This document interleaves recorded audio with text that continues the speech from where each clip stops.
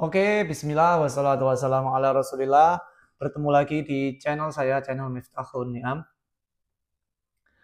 Sementara untuk per hari ini, tanggal 11 Februari tahun 2025, pemerintah melalui Kemenak masih belum mengumumkan untuk list data calon jamaah haji yang berhak lunas di tahun 2025.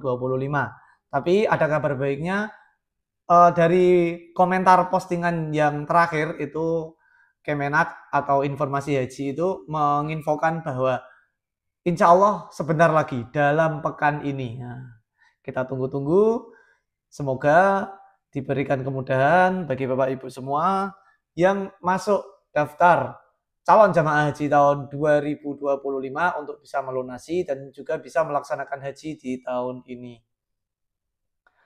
Dan bagaimana kabar Bapak Ibu semuanya? Semoga Allah Ta'ala memberikan kesehatan kepada Bapak Ibu. Dan juga terkait dengan gonjang-ganjing ini juga, Bapak Ibu juga mulai bersiap lebih dini, mulai dari sekarang. Mau ikut KBIH yang mana, atau mau ikut haji mandiri atau haji non KBIH, itu pertimbangannya ada pada Bapak Ibu semua. Apapun pilihannya, semoga itu menjadi yang terbaik bagi Bapak Ibu. Saya di sini hanya memberikan pengalaman, sharing, apa yang bisa saya bantu, apa yang bisa saya informasikan kepada Bapak Ibu semua, supaya bisa menjadi masukan, supaya bisa menjadi tambahan informasi untuk menunjang keputusan yang akan Bapak Ibu ambil di tahun ini. Apakah masuk ke KBIH ataukah ikut non KBIH saja. Silakan share kalau Bapak Ibu sudah ada keputusan mau ikut KBIH mana dan berapa biaya di KBIH tersebut, di kabupaten mana atau kota mana, silakan tulis di kolom komentar. Dan di video kali ini kita akan membahas tentang persiapan-persiapan. Kalau di jamaah haji KBIHU itu persiapannya banyak dibantu oleh KBIH-nya terkait persiapan dokumen, persiapan peralatan. Nah, kita akan mulai membahas satu persatu terkait dengan persiapan jamaah haji non KBIHU dalam mempersiapkan segala dokumen yang dibutuhkan untuk keberangkatan haji tahun 2025.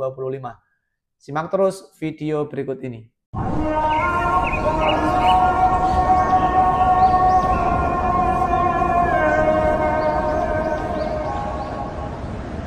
Sebelum kita melanjutkan ke videonya, alangkah baiknya Bapak Ibu, Sobat Haji semua, untuk menekan tombol subscribe, tombol like, tombol share, dan juga berikan komentar, berikan masukan terkait dengan konten-konten saya di channel ini, terkait dengan video haji, umroh, tips, dan trik lainnya. Boleh Bapak Ibu berikan komentar, berikan masukan, berikan pendapatnya di channel ini. Oke. Bagi Anda yang terdaftar sebagai calon jamaah haji reguler ya, bukan yang plus atau yang furoda, ini khusus saya berikan tipsnya bagi jamaah haji reguler non KBIHU. KBIHU itu kepanjangannya Kelompok Bimbingan Ibadah Haji Umroh untuk tahun 2025 tentunya. Persiapan dokumen itu merupakan langkah yang krusial yang harus diperhatikan sebelum Bapak Ibu melaksanakan ibadah haji. Untuk persiapan berangkatnya itu memerlukan berbagai macam dokumen yang harus diverifikasi, yang harus disiapkan, yang harus dikirimkan kepada Kemenak. Kemudian Kemenak mengirimkan lagi ke Kedutaan Besar Saudi untuk mereka verifikasi supaya kita di-approve untuk melaksanakan haji di tahun 2025 ini. Beberapa yang harus dipersiapkan, yaitu yang pertama adalah paspor. Paspor ini wajib dimiliki oleh masing-masing calon jamaah haji. Minimal paspornya itu harus aktif kurang minimal adalah 6 bulan. Jadi berlakunya itu paling minimal itu hingga 31 Desember 2025. Bagi Bapak Ibu yang sudah pernah membuat paspor, sudah punya paspor, silakan dicek batas terakhir expirednya, kadaluarsanya itu sampai tanggal berapa ada di lembar paspornya itu biasanya. Expired date atau apa gitu. Sepertinya seperti itu. Dan itu harus paling maksimal atau paling minimal itu berlaku hingga 31 Desember tahun ini, tahun 2025. Jika belum memiliki paspor, maka Bapak Ibu nanti bisa memproses paspornya secara mandiri, juga bisa datang ke pihak imigrasi terdekat, atau nanti biasanya di Kemenak Kabupaten atau kota itu menyelenggarakan pembuatan paspor secara massal yang diagendakan dalam tanggal tertentu sesuai dengan kebutuhannya. Kalaupun sudah punya paspor tapi paspornya sudah expired, itu nanti tetap bisa diproses dan jangan dibuang paspor yang sudah expired. Nanti bisa jadi bukti ketika kita membuat paspor baru, berarti sudah tidak bisa perpanjang, kita membuat paspor baru dengan menggunakan bukti paspor yang sudah pernah kita punyai. Yang kedua itu kita membawa bukti setoran awal biaya penyelenggaraan ibadah haji atau BP yang biasanya untuk tahun-tahun sebelumnya itu biaya setoran awal itu sebesar 25 juta. Itu biasanya kan kita diberi lembar oleh bank terkait, entah itu BSI, entah itu bank syariah lainnya. Nah, itu mereka mengeluarkan bukti penerimaan setoran yang ditunjuk oleh yang di banknya itu sudah ditunjuk oleh Kemenak selaku bank syariah yang bisa menerima setoran awal haji. Harap nanti disimpan baik-baik, kalaupun hilang nanti bisa menghubungi ke Kemenak Kabupaten Kota terdekat. Kemudian siapkan juga yang ketiga itu kartu tanda penduduk, KTP dan juga KK. Itu nanti mungkin ada berkas-berkas yang perlu diverifikasi di Kemenak ataupun di pihak imigrasi. Nanti kalau misalkan membuat paspor, pastikan juga itu tadi KTP dan KK itu sudah siap. Jangan sampai nanti ketika waktunya sudah mepet ada KTP-nya yang kurang atau hilang atau rusak, nanti Bapak Ibu harus ngurusin dulu ke pihak Disduk Capil. Nah, nanti malah repot lagi. Lebih baik kalau memang sekarang bisa disiapkan KTP-nya dan KK-nya disiapkan sekarang saja. Kemudian selain itu, keempat juga disiapkan akte kelahiran dan buku nikah. Nah, ini biasanya sebagai identitas tambahan yang nanti harus disiapkan untuk memadu-madankan antara nama, tanggal lahir, dan juga tempat lahir itu biasanya harus sama per huruf-hurufnya antara kakak, akte lahir, atau buku nikah. Minimal itu ada 2 yang sama.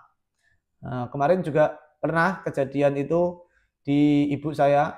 Ibu saya itu di KTP namanya beda dengan di akte kelahiran. Akte kelahiran bukan, buku nikah. Karena akte kelahirannya ibu pada zaman dulu itu sudah tidak ada atau emang enggak ada. Jadi ibu saya cukup pakai KTP dan buku nikah saja. Malah ketika di paspor itu tanggal lahirnya berbeda lagi. Nah, itu juga akan menjadi sedikit masalah. Jadi mendingan kalaupun KTP, buku nikah, KK itu semuanya namanya harus sama per huruf-hurufnya. Jangan sampai ada yang keliru karena itu akan menjadi masalah di kemudian hari. Di paspor juga nanti kalau paspornya itu sudah direkap data yang Bapak Ibu inputkan, itu akan ditanya lagi, sudah benar Pak namanya ini, tanggal lahirnya ini. Nah, yang penting itu jangan sampai keliru. Kalau keliru nanti ya akan sedikit merepotkan juga. Yang kelima, ada pas foto. Kalau di Kabupaten Jepara, kemarin pas foto seluruh calon jamaah haji di Kabupaten Jepara itu divendor oleh satu perusahaan yang dia itu bergerak di jasa percetakan. Nah, jadi ketika mau melaksanakan apa namanya, kita memproses untuk keberangkatan di tahun keberangkatan, misalkan kemarin saya memproses tahun 2024 ke Kemenak. Nah, kemudian Kemenak itu memberikan rincian apa namanya, dokumen-dokumen yang harus dilengkapi. Kemudian di sana juga disyaratkan harus membuat pas foto di percetakan ini. Nah, nanti kita ke sana, kita akan difoto. Di fotonya itu untuk mencetak foto yang berupa stiker kalau di Kabupaten Jepara. Jadi fotonya nanti langsung dikletek, langsung ditempelkan di dokumen-dokumen. Jadi tidak perlu memakai lem lagi. Bahkan proses foto itu kalau di vendornya Kabupaten Jepara itu alhamdulillah cukup bagus. Ketika bapak saya itu tidak bisa turun dari mobil karena kendala kesehatan, bapak saya itu sampai bisa difoto di mobil. Jadi tidak perlu turun untuk masuk ke ruang fotonya atau tempat percetakan tersebut. Jadi langsung bisa difoto di mobil saja, sudah bisa. Kemudian yang keenam itu adalah sertifikat kesehatan dan vaksinasi. Sertifikat kesehatan ini maksudnya adalah tanda istitoah kesehatan. Nanti ketika sebelum keberangkatan itu sudah diumumkan atau diundang biasanya oleh pihak puskesmas untuk melakukan MCU, untuk medical check up, segala atribut-atribut kesehatan yang dimiliki akan dicek, ada masalah di mana, ada keluhan di mana, ada penyakit di mana, nanti juga akan ketahuan. Ketika itu nanti kita diwajibkan untuk mendapatkan status istitoah atau istitoah dengan pendamping. Kalau istitoah berarti langsung saja bisa melanjutkan ke proses pelunasan. Sementara kalau istitoah dengan pendamping itu juga bisa, tetapi akan diberikan pendamping. Pendamping ini maksudnya bisa obat, bisa keluarga yang mendampingi, dan lain sebagainya. Nah, kemudian juga akan diberikan vaksin. Nah, dokumen vaksin ini nanti juga bisa disiapkan juga untuk persiapan mungkin nanti kalau diverifikasi ulang di sebelum penerbangan ketika di asrama haji. Biasanya seperti itu. Yang ketujuh itu ada buku tabungan haji. Oke, buku tabungan haji ini juga kalau bisa jangan sampai hilang. Nah, nanti untuk informasi setoran dan juga saldo dana haji Anda. Nah, jadi kalaupun nanti buku tabungan haji ini hilang, sepertinya masih bisa dicetak lagi, asalkan ya oleh pemiliknya sendiri tentunya, dengan menunjukkan KTP dan bukti tanda kepemilikan yang lainnya. Nanti akan dicek di banknya untuk dicetak ulang buku tabungannya. Yang penting dijaga dulu saja. Yang kedelapan itu adalah kalau sudah melaksanakan yang ketujuh tadi, punya buku tabungan untuk melunasi, nah itu nanti akan mendapatkan bukti pelunasan dari bank syariah yang terkait. Nah, bukti pelunasan ini juga harus disimpan dengan baik-baik. Nanti bisa untuk melanjutkan proses selanjutnya, yaitu untuk verifikasi pelunasan di Kemenak. Kemudian yang ke-9 selanjutnya, kalau ada dokumen tambahan, misalkan surat mahram, itu bisa digunakan ketika keberangkatannya itu tidak bersama mahram, dalam posisi hanya perempuan. Nah, misalkan perempuan mau berangkat haji, itu biasanya kalau dari Kemenak itu juga menyarankan untuk menambah, kalau bisa itu ada surat mahramnya. Bahwa bagi jamaah wanita yang berusia di bawah 45 tahun dan berangkat tanpa didampingi suami atau keluarga terdekat, diperlukan surat keterangan mahram. Kemudian kalau perlu juga ada tambahan surat keterangan domisili. Jika KTP Anda berbeda dengan domisili saat ini, misalkan Anda berada di daerah perantauan, itu mungkin bisa diajukan surat keterangan domisili dari kelurahan atau desa Anda berdomisili. Nah, itu tadi 9 poin yang bisa saya sampaikan. Semoga bisa memberikan manfaat bagi para Bapak Ibu semua calon jamaah haji tahun 2025. Khususnya untuk yang jamaah berencana dengan non KBIH. Kalau yang KBIH biasanya itu juga tetap akan menyiapkan seperti ini. Paling cuma dikumpulkan atau dikolek oleh pihak KBIH-nya. Tapi kalau yang non KBIH, semuanya ini diurusi sendiri. Tips tambahan lagi dari saya, periksa kembali. Sebelum penyerahan dokumen, pastikan semua data sudah benar dan sesuai. Kesalahan kecil dapat menghambat proses pendaftarannya tadi. Contoh yang tadi saya sebut adalah ketika nama di KTP, nama di buku nikah, dan juga nama di paspor itu berbeda. Selain nama, bisa juga tanggal lahir. Nah, tanggal lahir itu bisa berbeda, tahunnya, bulannya itu juga bisa berbeda. Nah, itu Anda perlu antisipasi supaya tidak terjadi. Cross-check ulang. Kemudian simpan salinan. Buat salinan atau scan dokumen yang penting dan simpan di tempat yang aman atau dalam bentuk digital sebagai cadangan. Misalkan tadi ada bukti pelunasan, kalau tidak diberikan kopiannya, Anda bisa mengcopy sendiri atau paling mudah difoto, diupload di Google Drive misalkan. Nah, itu malah lebih simple. Kemudian ikuti informasi resmi dari Kemenak dan juga dari Kemenak pusat ataupun dari Kemenak kabupaten atau kota. Nah, sebaiknya Anda juga punya kontak kepada Kemenak kabupaten kota terdekat dengan Anda. Nah, nanti Anda bisa berhubungan dengan dia, menanyakan gimana statusnya, apakah bisa berangkat beneran di tahun ini, karena ada 2 statusnya adalah urut porsi dan juga cadangan. Bisa jadi nanti Anda ikut yang cadangan, ini nanti cadangan belum pasti berangkat, kalau ada sisa kuota dari urut porsi baru bisa berangkat. Seperti itu. Karena juga di non KBIH itu biasanya informasi juga tidak serta-merta direct langsung ke diri jamaah. Pasti ada sedikit kendala yang biasanya mendapat info yang lebih cepat itu pihak KBIHU.